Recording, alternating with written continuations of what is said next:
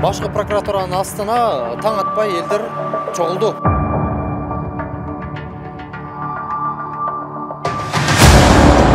Эмнеге десеңиздер, 12 гектар жер биздики экен, биз билбей калыптырбыз. Бул жерде 26 жыл, 23 жыл өтүп кеткен мөөнөттүн алдына келип атпайбы? Мамлекеттик органдарга ишенген. Ооба, мамлекеттик органдарга ишенгенбиз. Өкмөткө деп алып туруп, кайра өздөрү 49 жыл аренда калып атат.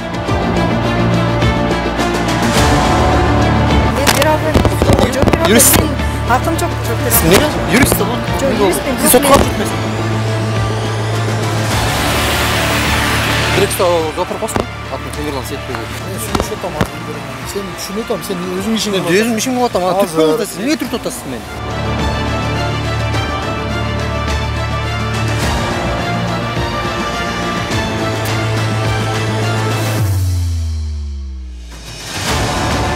Башкы прокуратуранын астына таң атпай элдер чогулду.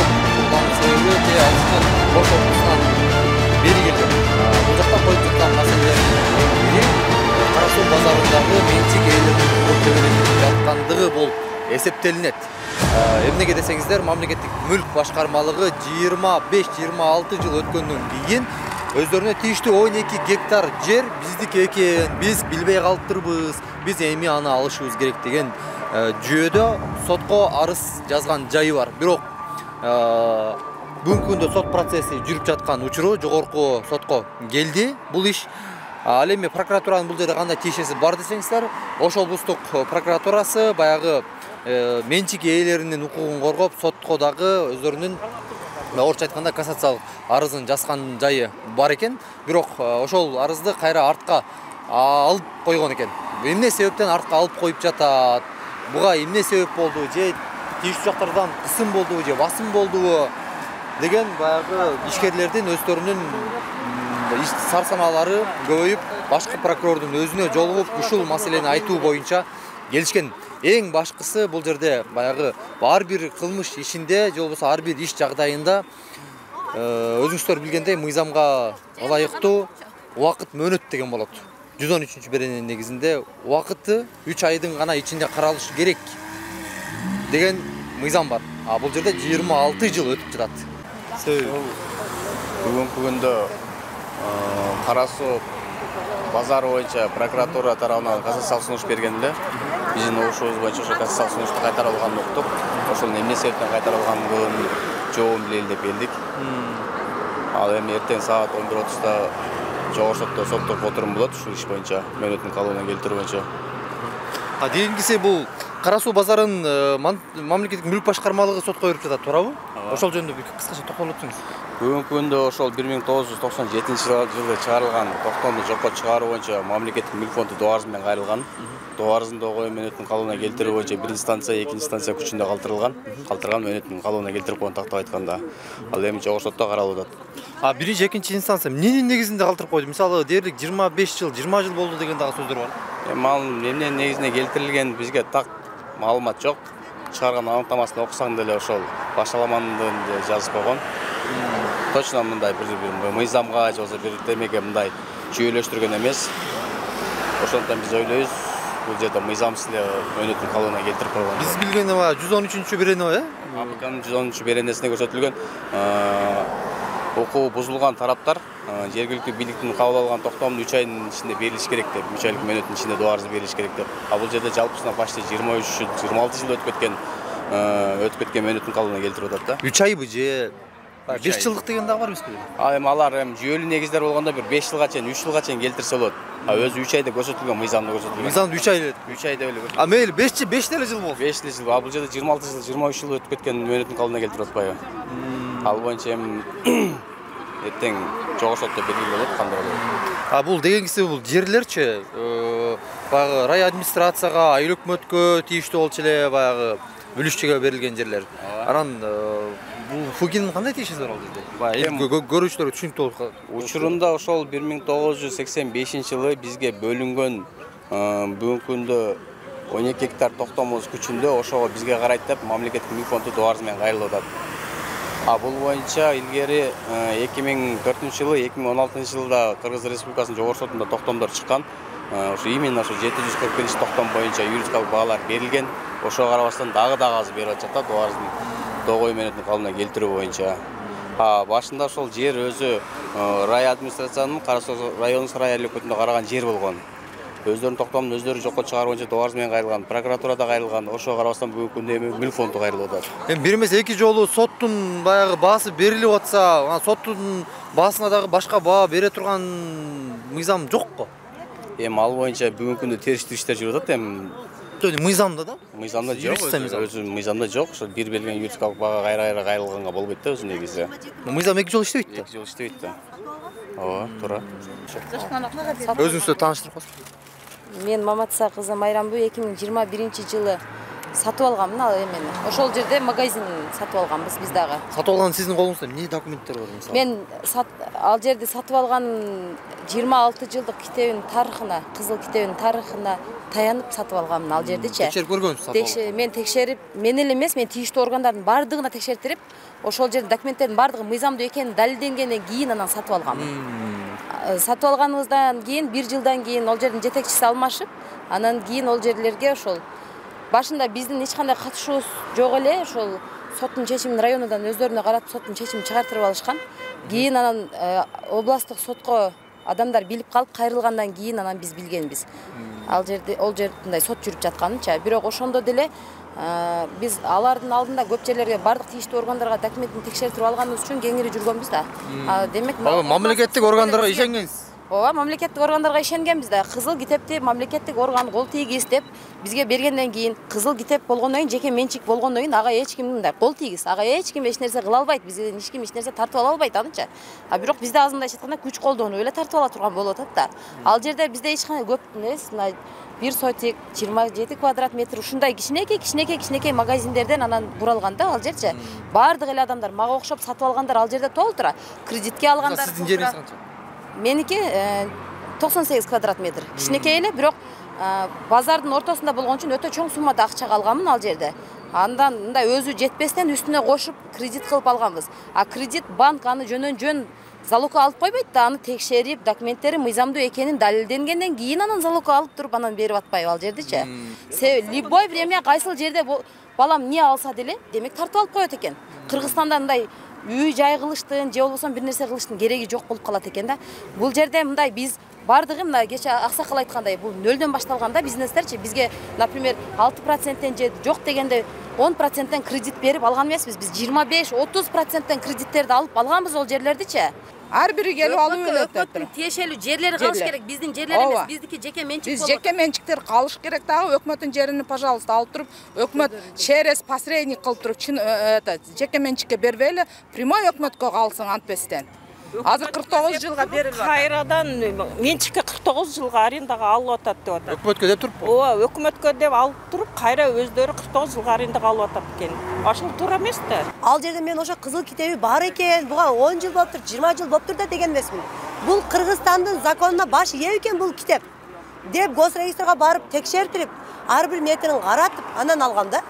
Азыр эми бүгүнкү күндө ушунча жылдан бери закону болуп келген китеп кандай эми не закону? Биздики гектарлаган жер эмес.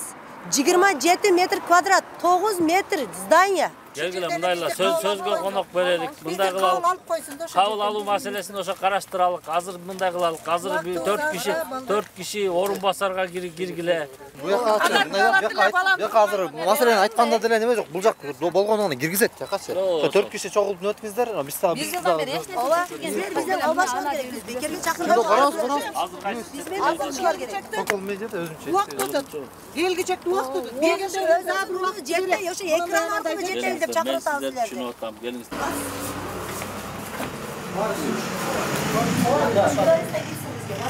Журналисттин азыр келүү маселеси бар, аны жетекчилик атай бөлүм бар, аны бөлүнгөн. Элдер менен болгондон силер келе берсек болот. Ооба да. Бизде жөнөкөй ушунда. Биз эчтер сакынбайбыз. Жок, анын процедурасы бар. Урматтуу прокурор, мисалчы. Мен мыйзам ага жол берет, мен кирем баары бир. Ишениңиз. Мен баары кирем. Мыйзам жол берет, билесиз. Мен инструкция боюнча. Ооба, бирок сиздердин инструкцияны сыйлайсыз. Сиздер ошону каттап бериңиз макулбу? Мен ошону Деңиз эскертип атам да, мыйзам жол берет. Мен кирем бары. Мен да сизге эскертип атам. Ошол бөлүм. Жок, мен кирип кетпедим, бүт турбаймын. Жок паспортуңуз. Паспортуңуз жок болсо кире алмайм. Телефон менен карап коём. Что да? Неге кабыл албайсыңар? Жейсизби? Эмне чырчарабызбы же? Мен билсе алабызбы? Жөн эле эл катары эле кабыл алып койсо, ошенин туруп эле битигич суроолорду берип койсок болот да, туурабы? Жолуңуз бүткөн телефонасы интервью бересиң. Жок, мага интервьюдун кереги жок ошол, мага жолугушубуз керек. Билбейм анда. Жолуңуз бүтсүн деп койду го? Иә. Басма сөз катчысы келиш керек негизи буга. Басма сөз катчысы кабыл алып, биринчи баягы жарандардын көйгөйлөрүн угуп алгандан тактагандан кийин анан бизге өзүнчө интервью берет да, негизи шарт боюнча. Анан эми жанагы прокурор бизге калыпты карандай айтып алып кетти, же баягы кутлак ачкысы келдиби, же башка болдубу билбейм. Ооба азыр кое тургула силер маселени тактайбыз, ооба киргизебиз деген бойдон кетти эле. Жок, 1 сааттан ашты. Азыр мына басма сөз катчысы чалып айтып атат. Мен сиздерге алар жарандарды кабыл алып бүткөндөн кийин интервью беребиз, маселе жок деп атат. А негизи шартта ушундай да. Жерденчи анан эми такташтырайлы. Биз өзүнө Зулушев Курманкул Токторалиевичке жолугайлы дегенбиз, ага эч кандай неме болгон жок.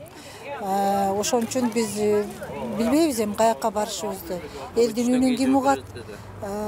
Биз ушинтип эле жүрөбүз, баарыбыз деген жеке менчик ээлерибиз. Ким угат? Билбейбиз эми. Бул Кыргызстанда закон барбы жокпу?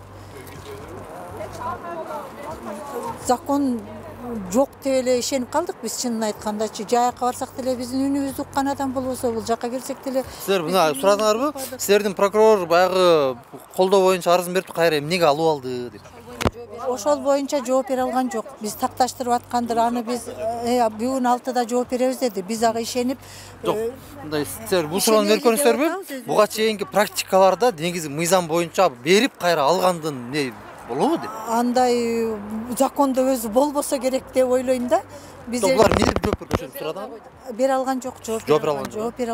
Орунбасар жок. Мен 67 квадрат метр жерим бар. 30 квадрат метр жеримди залогко коюп, үйүмдү коюп, анан кийин мына Оптима банктан мынча миллион акча алганмын, 3 кредит алганмын. Ошо жериңизди залогко коюп. Залогко койдум. Жериңиздин документи бул.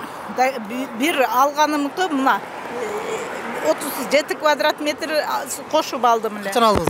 Былтыр алдым. Мына 5 миллион пул алып Оптима банктан. Анан кийин алдым эле.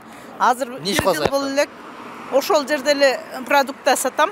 Одан бөлөк эчтеке ишим жок. Күйөөм болсо биринчи группадагы инвалид, ичи толуу азыр суу болуп, астит болуп жатат үйдө. Ушунун айынан ол инвалид болду. 30 жылдан 26 жыл болду бир мемебизди алганыбызга, магазинибизди түктөгөнбүз. Мындай кирпичтен салып карыз болуп атып, 5 балабыз бар. Менен бөлөк эч ким үйдө иштеген эч ким жок. Ушул эле продуктта симчка, чупа-чуп эле сатабыз. Одон бөлөк эчтеке сатпайм. Мен арак деле, сигарет деле эчтеке сатпайм. Ушул эле нерсени сатам. Одон бөлөк тиричилик жок, бизде тупик. Ушу менге окшогон адамдар ушунча 120 адам азыр келди. Бардыгы мендей эле ушун 30 квадрат метр. 120 адамда баягы гектарлаган бир айт сөздөр айтылат го, кара суу базарында бирөөнү 1 гектар, бирөөнү 3 гектар, бирөө 5 гектар, аябай миллиардерлер бар депчи. Андай эмеспи? Жок, ондой эмес. 30 квадрат метрден жер бөлүп берген бизге. Ошо, ооба. Биринчи башында айыл өкмөттөн бизге эме берген баягындай үлүш бергенде ошо 30 квадрат метр. Анан кийин бардык эле ошол мыйзамдуу эле алганбыз 30 квадрат метрди. Меме деле бар 5 адамдын бул жерде мындай подписи бар.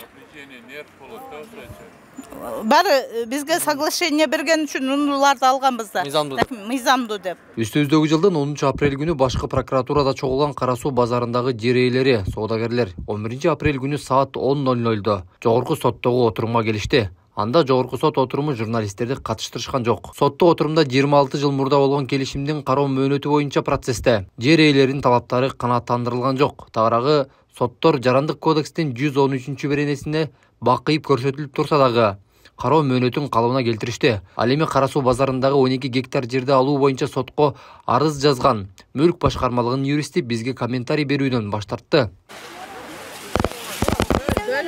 Силер кайра башынан сүйлөшөбүзбү? Эже, өткөндө биз жашакай сүйлөшмөдүк белек. Салас, атын кем берген? Дирек сураган. Мен бере албайм. Жооп бере албайм. Мен акым жок, жооп бере албайм. Эмнеге? Юрист болот, бул эмнеге болбойт? Сиз сотко катышып атпайсызбы? Жок, мен сотко эле катышкан укугум бар. Силерге 2004-2016 жылда чечим чыккан турбайбы? Фуги эмнеси менен далилдеп атат бул өздөрүнүн ишин? Ошо Фугиники экендигин 12 гектар. Ал башында Фугиники эмес экен го. Фуги отказ кылган туруп, андай кагаздар да бар экен элдерде. Мынакей, жооп жок. Жооп жок. Ал эми мамлекеттик мүлк башкармалыгында эле жер ээлери менен соттошуп жаткан Кара Суу базарындагы базар башчысы Чу дегенде эле салам берсек, алиге албай телефон менен сүйлөшүп арбасты.